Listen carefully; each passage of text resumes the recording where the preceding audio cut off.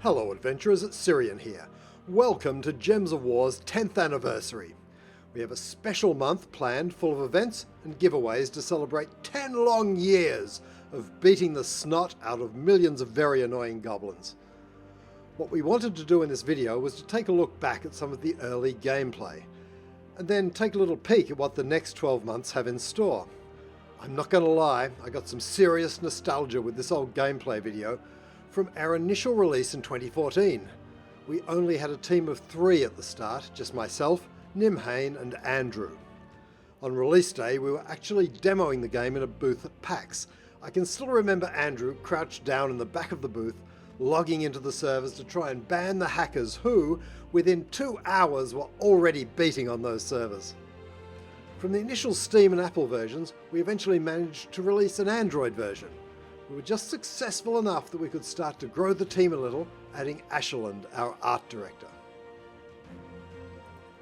Now, in 2015, about 1 year after Gems of War had launched, we released the Xbox and PlayStation versions. They weren't actually developed in-house by us, but were in fact developed and managed by our colleagues over at Pipeworks. If you've been around a while, you might remember that the Xbox and PlayStation versions ran about 3 to 6 months behind the mobile and PC. That was because it took time to update the team at Pipeworks with our latest code and artwork. So in 2016 we grew our team a little more. Alphion and Gold Phoenix joined us to help manage and grow the game on consoles as we took that task over from Pipeworks. Those 2 guys managed to bring all of the code bases together so there was just one version of Gems of War. A little shout out to Alphion and Gold Phoenix here.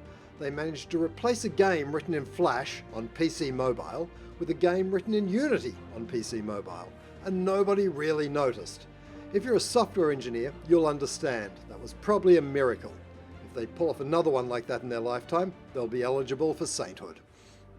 2017 rolled around and we finally managed to synchronize all of the content, so PC, mobile, Xbox and PlayStation all received new troops and events at the same time. We also managed to grow the audience quite a bit during this period with new social and event systems in the game. Some of you might remember Salty, our community manager, and the weekly stream she started. Very good times. When we released it, Gems of War had 15 kingdoms. We built a map that was designed to hold 30 kingdoms, and we figured we might last long enough to get there if we were very lucky. But, thanks to all of you, the wonderful adventurers who play our game every day, we hit 30 kingdoms and kept going. In fact, we filled up the map, so we had to create the underworld to hold more locations. That's been the story of Gems of War, really. We build something that we love, then we're always surprised and humbled that you folks seem to love it as much as we do. So much so that it just grows and grows until we need to build something else. Soon it was 2019, our 5th anniversary, and we released the Nintendo Switch version, developed by our colleagues at Code Glue and then taken over by the team here. And then for 5 years after that we just kept going. We added the 10-week campaigns and we're currently up to campaign number 21 and still going on those. And we added new experiences like the Underspire. And just recently, in this last year, we've had a complete rework of the PvP system, which we're still tweaking to make sure it's the best it can be.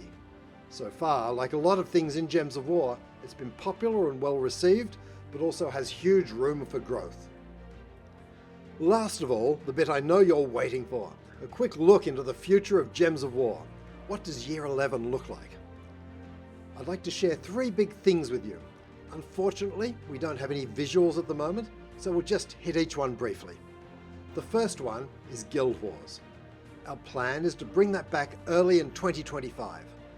The team is actually working on it already, and we've been doing a round of surveys amongst the community to get some feedback. We have some early plans, and if we get a chance, we'd love to share them with you in our forums so we can gather more feedback as we go. The second thing for 2025 is a rework of the early game.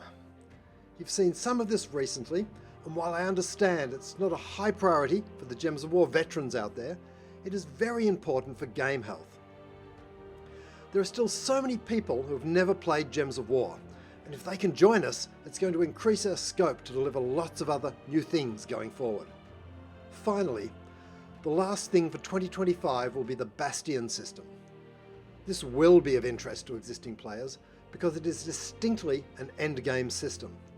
Imagine you get to have a home castle, highly customizable, and also able to provide power.